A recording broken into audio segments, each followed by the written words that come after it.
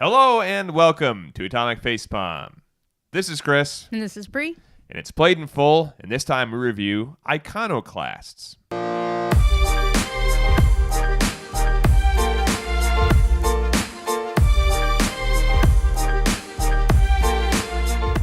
Thanks everybody for tuning in once again. Hit that subscribe button, leave those comments. We love that stuff.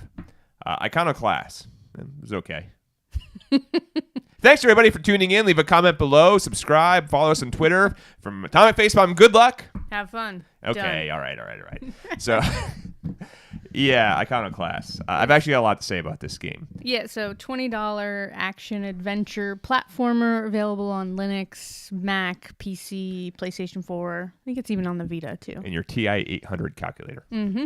I'd say this is one of the games where I was very excited. This has been in development for a long time. Like over 10 years or something. Yep. I think it's a very small team, if not one guy with some help. It's one guy with a vision. I think there was maybe a little bit of help. Not much. It really was a one-man project. One person. Shows. Yeah.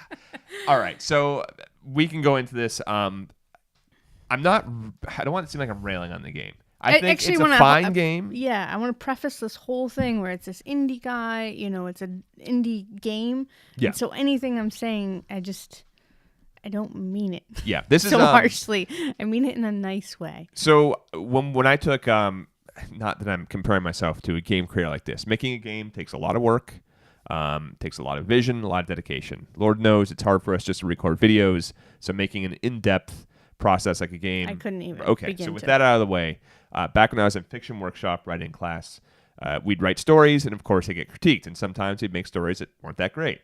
And our writer would say, the lead writer, who was the head of the class, actually was a pretty famous novelist, and he said, problems are solutions. So the point being that when you have problems, you can learn from them, and you can kind of see what works and what doesn't. I think this game could have used a lot more Q&A, maybe a lot more feedback. I don't know. He had a vision, and he followed it. Iconoclast, it's a pixel art retro platformer. A lot of people have compared it to like a Metroidvania. I wouldn't say it's much like a Metroidvania. Yeah, there's a mini-map. Sure, you can explore. There's not that much exploring. It really is kind of a linear experience where you go back and forth to the same spots a lot. It's one of the problems.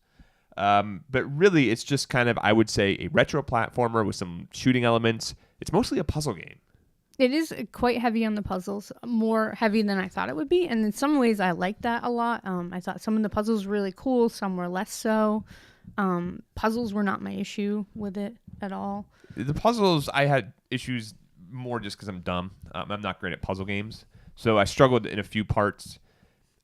I'd say when I had issues with puzzles, it wasn't because I couldn't figure out the puzzle. It was a lack of direction that you sometimes get from games. Like every puzzle game is going to have these puzzles where they're thinking on a different level than you are, and sure, you don't get it and it doesn't click or whatever. But a lot of times I just was like, I don't know what you want from me right now. I don't understand. It wasn't. Yeah, and it's strange because some puzzles, which are painfully easy, where you move this thing and the door opens, they would actually give you little signposts and clues. Mm-hmm. So where the hell were those? And they're really complicated, hard puzzles. You're giving me this obvious one for this thing, which takes a second to do. Why would you not include that later on? Though I did enjoy that sometimes the puzzle stretched across 4 different pieces of the map, and it was kind of this layered thing. When you finally all clicked together, it felt really nice. Sometimes it worked, sometimes it didn't. I wouldn't say that the puzzles were... I'd say they're a meh component to it. Some were clever and some were, straightforward. This game, you have a little pistol that has 2 modes of fire. You can hold on the button, do a powerful shot, or you can just do like a little pea shooter.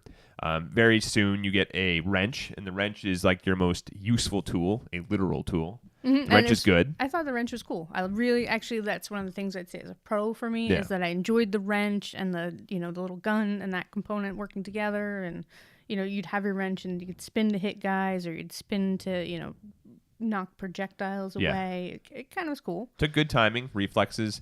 You can choose to kind of be a melee fighter, or you can choose to be a shooter, or somewhere in between. And the wrench can do things like you can hang on to the little, it's almost like a monorail. You hang on to the line, and it shoots you up. You can charge it up. Yeah. My main problem was that's really all you get through the whole game. Now, this is about a 12 to 14-hour game.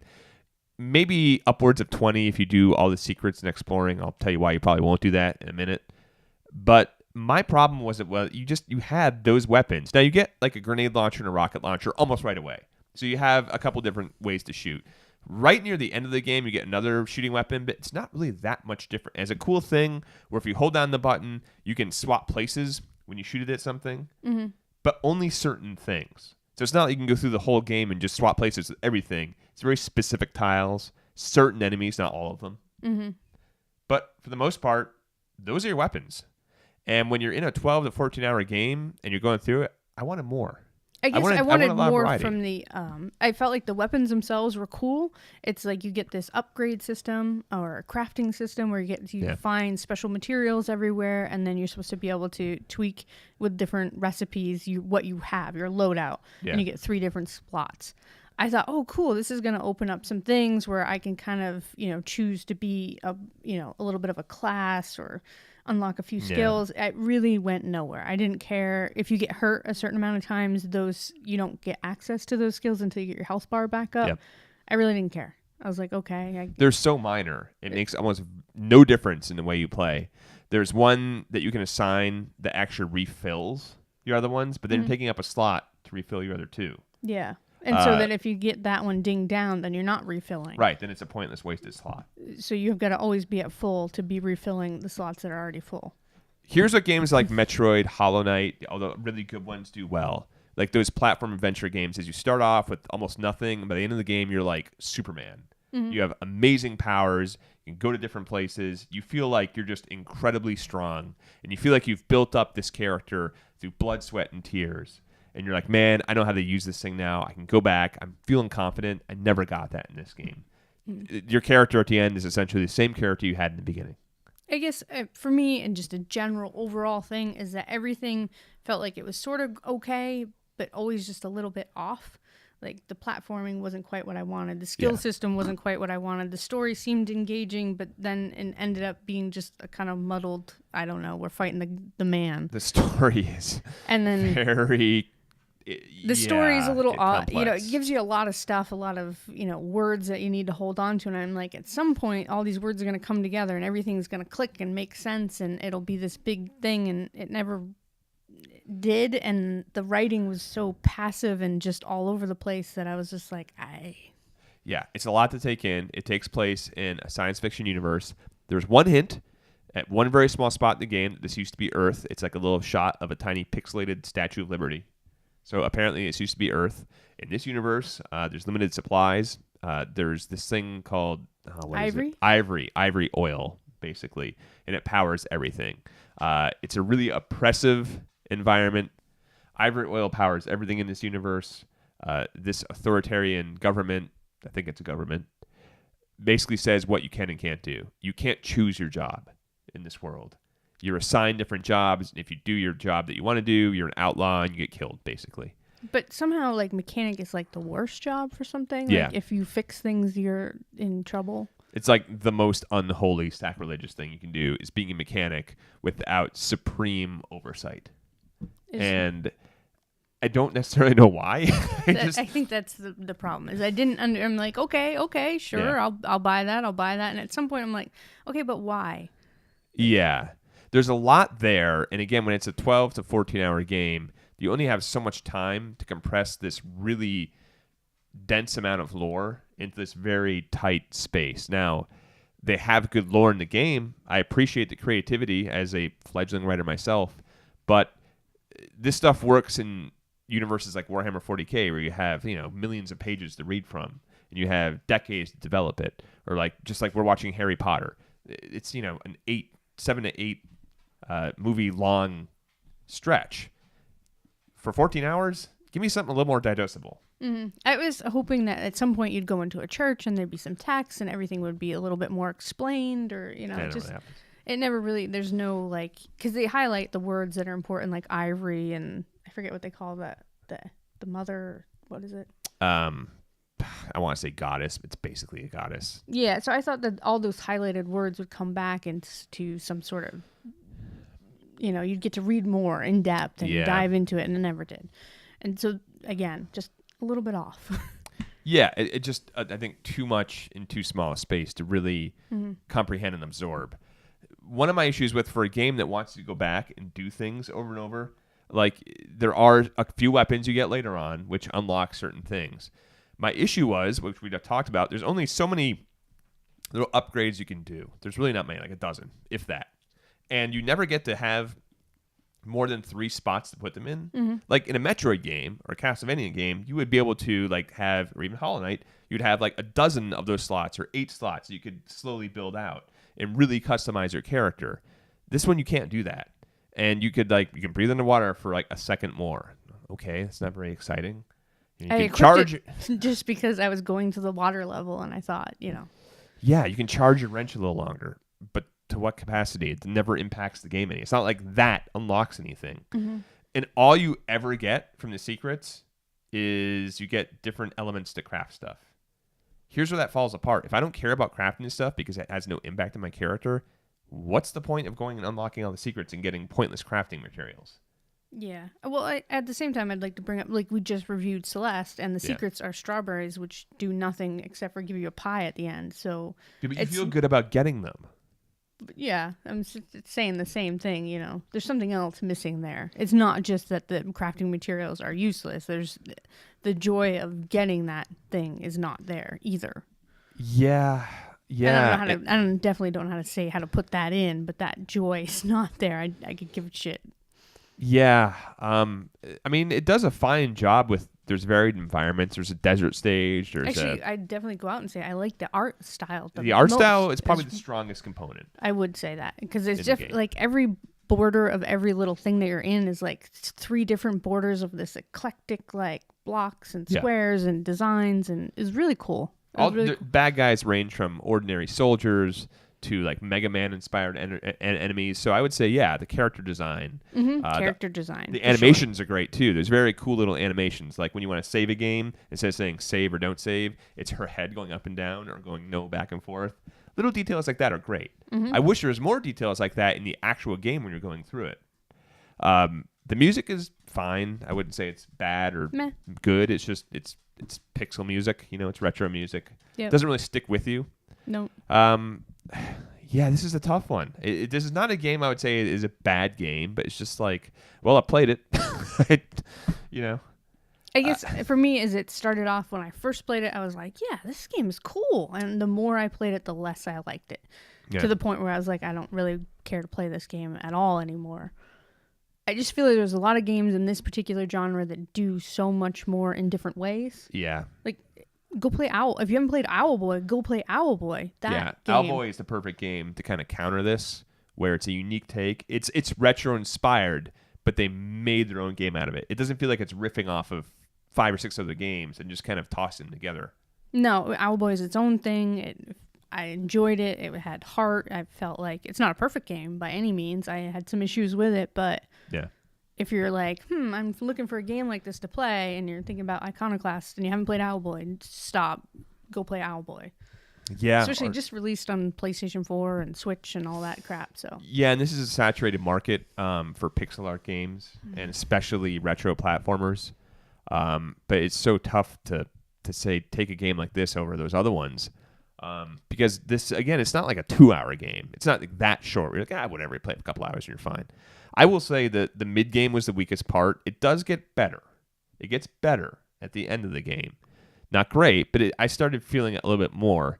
But then it kind of dies off again. It ends in spoilers if you care about it. It ends in a city environment that looks just like modern-day city.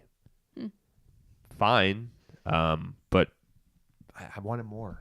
Yeah. I think that's my underlying synopsis is I wanted more in basically every area. Yep. And I just didn't get it.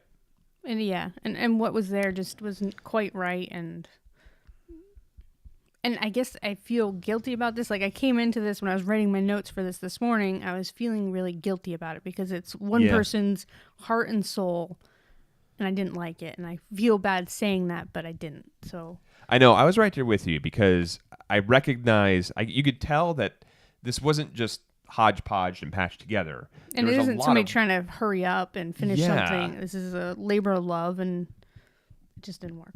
Yeah, it didn't work for me either. And it hurts me to say that. I really don't like bashing games, unless they're like, just studio production games that you just crap out for obvious cash grab. That's one thing. This isn't that.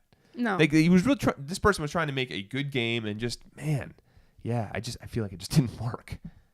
I think it just needed some other eyes on it towards the end there, especially I think if someone had gone through the script a few times, I think we could have had a passable, much more passable game. If they had tightened up that story, I feel like I could get through a lot of other stuff.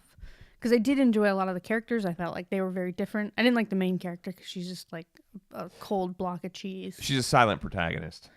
Which works for some games, doesn't work for me in this one. It didn't work for me in this one either. All the other characters are very passionate, very opinionated, and you're kind of just like, whatevs. Yeah. It didn't. I don't like that. I did like the characters. I wanted more of them. They were all very different. Yeah.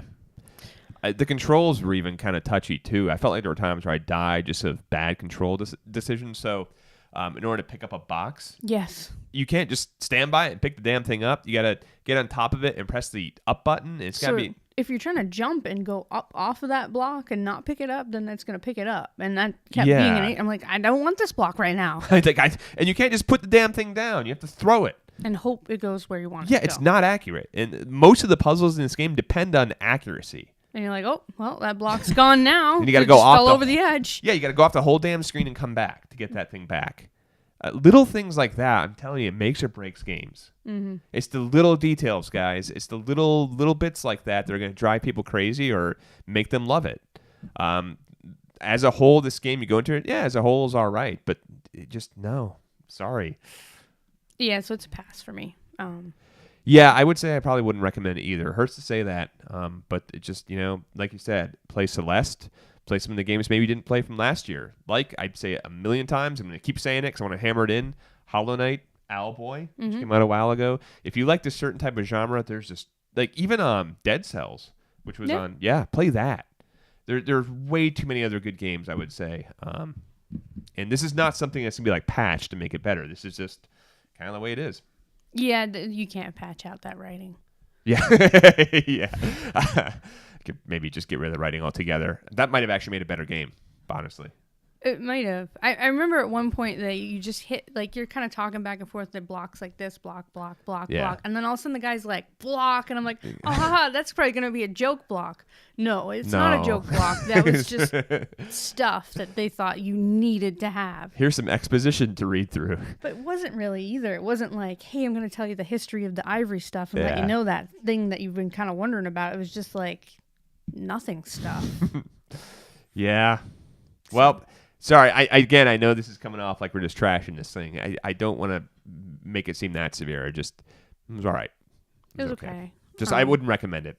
I don't think I would either. Unless you're like, this is the only genre you've ever played and you've played all those other games and you're looking for something, like, sure, it's $20, I guess. First couple hours are all right. Oh, jeez. Oh, no. It's all right. Hey, look, sometimes you hit them, sometimes you miss them. That's fine. That's okay. And, other people have enjoyed it. So maybe if you're really on the edge and you're grumpy at us for having a bad opinion here, read some other reviews and go spend the $20. And maybe it is your game. I don't know. Like I said, everyone points out I sucked at Hollow Knight's White Castle, and it hurts a little, but you learn from it. You get better. Anyway, so I think that pretty much sums it up. Unless there's anything else you want to touch on. No, that's good enough. I'm feeling pretty guilty about this whole video. I'm so sorry to the man that made this. The video. Maybe next time we'll knock it out of the park, Here's hoping. Yeah. So, that's it. Play the other good games that came out. Anyway, go ahead and subscribe. Hopefully you haven't unsubscribed. Go ahead and leave a comment. We actually I would love to hear other people's opinions on this. I think this is a divisive game. I've seen reviews from other sites that loved it, and I've seen some that just hated it. I think this is one of those right down the middle. You're in this side, you're in this side, nothing in between. Mm-hmm. Yeah, same. All right. Well, until next time, from Chris and Bree. Good luck. Have fun. Sorry, dude.